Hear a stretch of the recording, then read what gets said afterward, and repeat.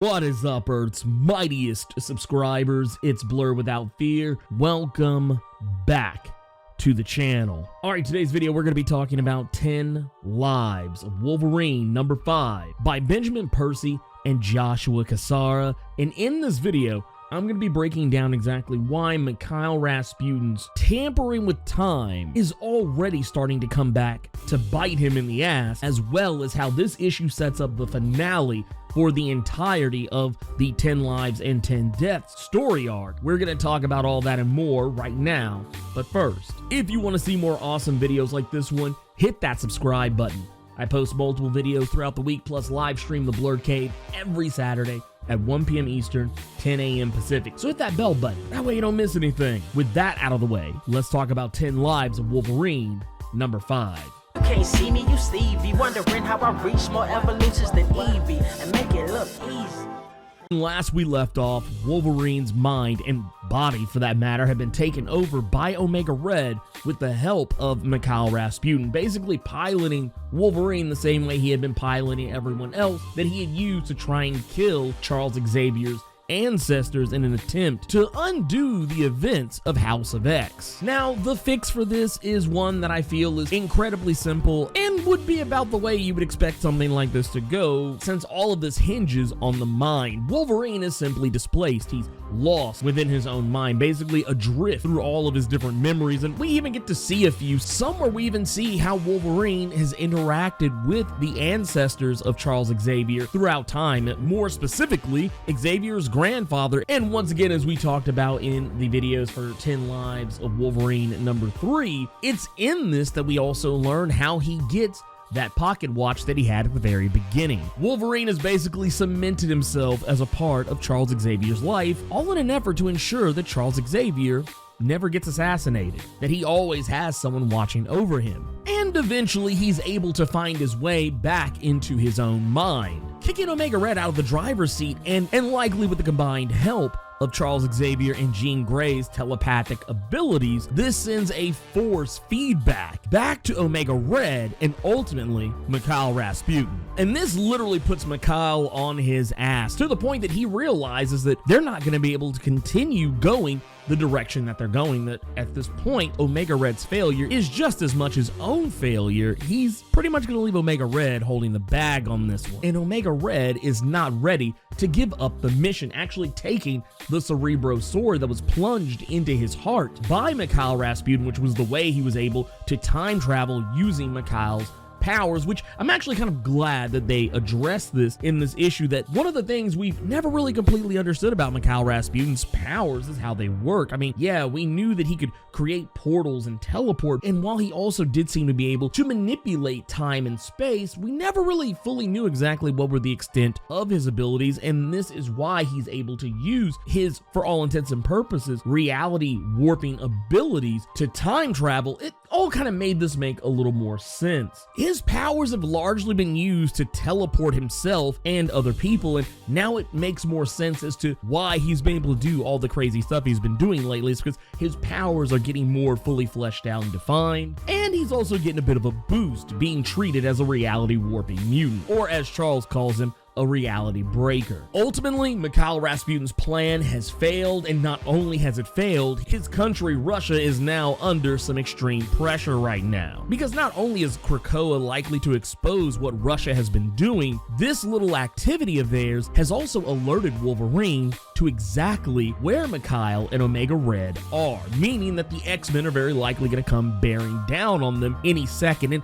even though Mikhail Rasputin has his army of Russian nesting doll soldiers, it's still not necessarily a fight that he is willing to engage in right this second. And Mikhail realizes that Omega Red is only really interested in getting back at Wolverine and Xavier, and not even really so much Krakoa itself, but just the people who he feels have manipulated him. But at the end of it all right now, he's really focused on Wolverine, even though Xavier was his mission. And Mikhail is not going to jeopardize his entire operation over Omega Red. Though I do find it interesting that Mikhail Rasputin had just let Omega Red keep the Cerebro sword, considering the fact that he has the ability to take it away from him, but for whatever reason, he just allowed Omega Red to strong-arm the sword from him, which makes me wonder if he's allowing this to happen. There must be some bigger play going on here, that maybe this is all part of Mikhail Rasputin's plans. He is a schemer by nature, or he may have just got outplayed. It's hard to say, because up to this point, we really haven't seen Mikhail Rasputin, at least, since House of X started,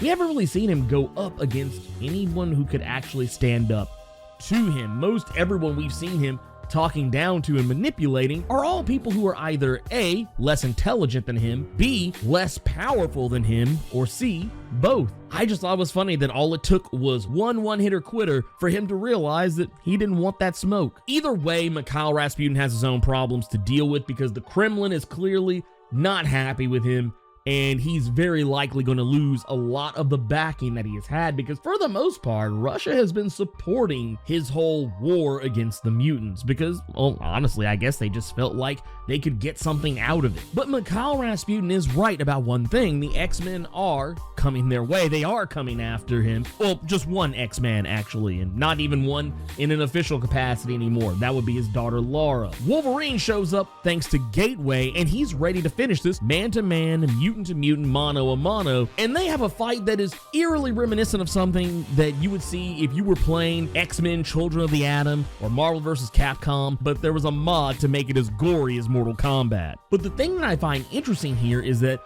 what Wolverine is willing to sacrifice in order to kill Omega Red, and he does actually sacrifice being stabbed by the Cerebro sword in the neck just so he can get a kill shot, sending his blades into Omega Red's chest and then ripping him apart. Needless to say, Wolverine put his back into it, but he does have the Cerebro sword back, and everything can go back to normal. Not quite yet. Wolverine is not done yet. They have the Cerebro sword, but that doesn't change what's going on with 10 deaths of Wolverine, because at this moment, 10 lives of Wolverine is now starting to fully cross over. Technically, it already crossed over in the previous issue of 10 Deaths of Wolverine #4, but now it is officially crossing over all the way, where the Wolverine from House of X's Year 1000 has now fully lost himself to the Phalanx. It's here that Wolverine learns that this time-displaced, future alternate reality version of himself is doing battle with his children, Daken, Lara, and Gabby. It's here that he realizes that his work is far from over, and this means that yes, we will get to see in 10 Deaths of Wolverine #5, we'll get a mirror match Mortal Kombat style with House of X's Omega Wolverine in one corner and the mutant who is the best there is at what he does and what he do ain't nice in the other corner, the original recipe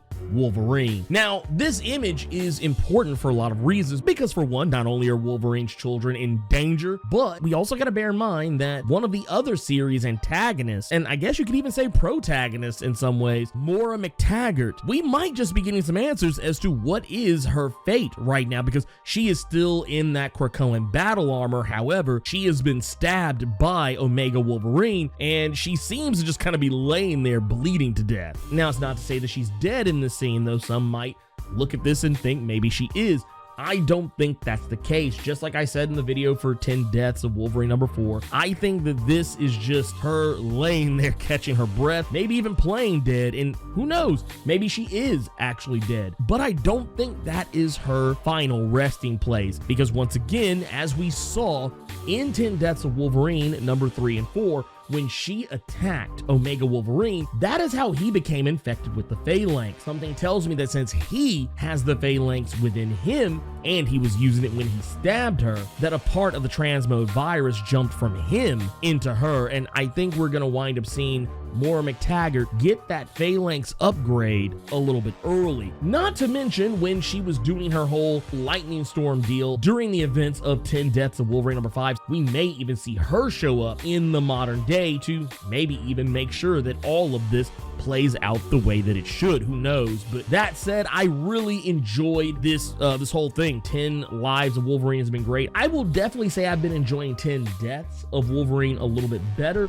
but the story as a whole I think has been great, and 10 Lives has been a very entertaining book. The only criticism I could honestly lay at the feet of 10 Lives of Wolverine is that I feel like we were shortchanged on some of those lives. Like, yeah, this story does show us the 10 Lives of Wolverine, but some of them get more playtime than others. And it wasn't really something that I thought about until I got to the credits page of the comic, where we actually get to see all of the different lives of Wolverine and what all characters were involved in them. We've technically been seeing this since the first issue, but a lot of the information was redacted in the very beginning, but now we're actually seeing everything because this is the final issue of it. And there are some moments I'm like, man, it would have been really nice to see how some of this would have played out. There are also some other assassination attempts by Omega Red that are described in the data pages that we don't get to see. And I thought that was actually a missed opportunity because for the most part, we've just seen Omega Red either going after Charles Xavier or his father or his grandfather on multiple different occasions. But what we didn't get to see is how Omega Red went after some of Xavier's relatives